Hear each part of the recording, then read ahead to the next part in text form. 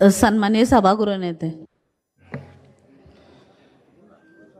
सभाध्यक्ष महोदय, सर्वप्रथम तर सर्वांना वेळेचं बंधन त्या ठिकाणी तुम्ही द्या आणि विषयांतर जेथे जेथे होतं तिकडे त्या ठिकाणी टोकाला चालू करा.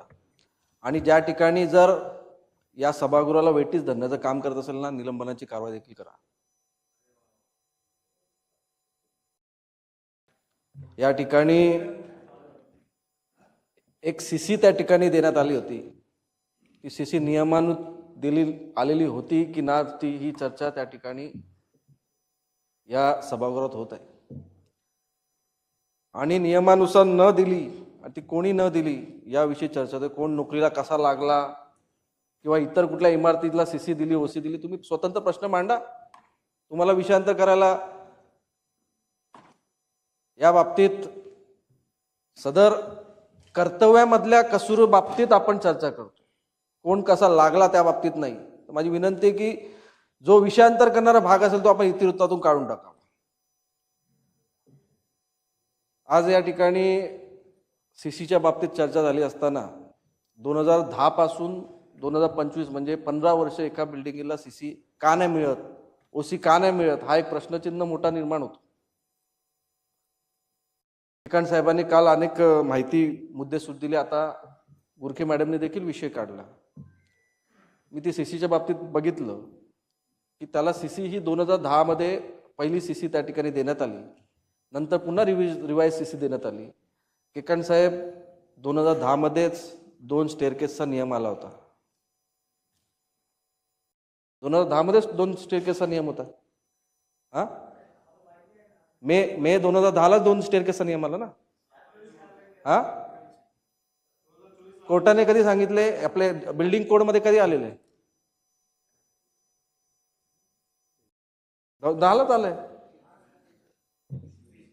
2010 पासूनच 2 स्टेअरकेसचा. हा, बरोबर आहे. 2 जिने 2010 पासूनच आलं.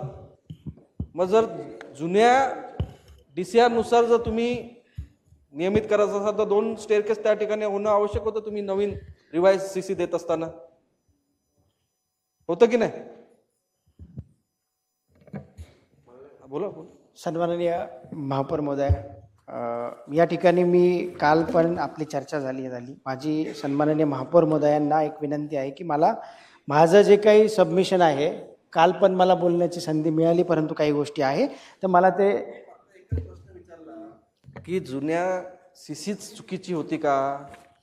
नाही, जुनी सीसी 2 स्टेअरकेस 2010 पासून तो नियम आलेला आहे. त्या बाबतीतच मी सांगू इच्छितो की मुळात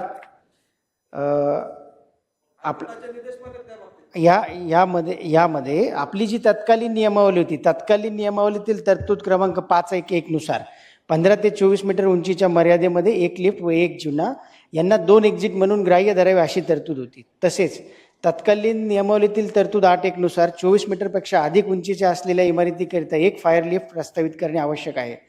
सदर इमारतीमध्ये मंजूर नकाशानुसार नियमावलीतील आवश्यकतेप्रमाणे तसेच अग्निशमन विभागाकडील नाहरकत दाखल्यामध्ये नमूदनुसार 2 लिफ्ट प्रस्तावित आहेत. तसेच तरतूद 8.2 याच्यामध्ये नमूद आहे की 24 मीटरपेक्षा अधिक उंचीच्या इमारतीला 8.1 मध्ये अजून काही अधिक जे मुद्दे नियम नमूद आहे त्यामधील मुद्दा 8 व जी वगळता उर्वरित बाबी लागू नाही.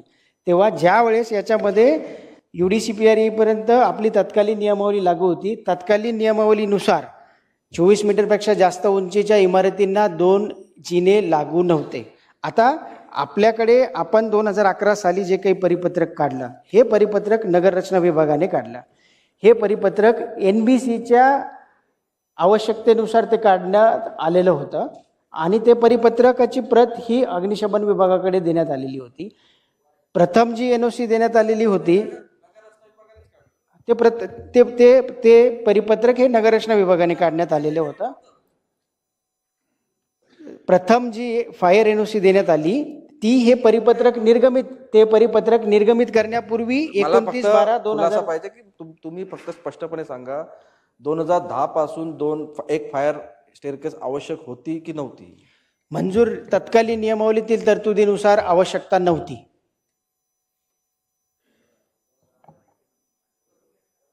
सन्माननीय महापौर महोदय, जसं सर सांगतायत की पहिली जी NOC त्या ठिकाणी घेतली आणि CC घेतली गेली त्यावेळेला ती जी परमिशन होती ती G+6 साठी मागितली गेली होती आणि तेव्हा त्याची हाईट. लेटेस्ट अपडेट्स और ताजा तरीन खबरों के लिए TV1 इंडिया लाइव को सब्सक्राइब कीजिए और नोटिफिकेशन पाने के लिए बेल आइकॉन को दबाना मत भूलिए.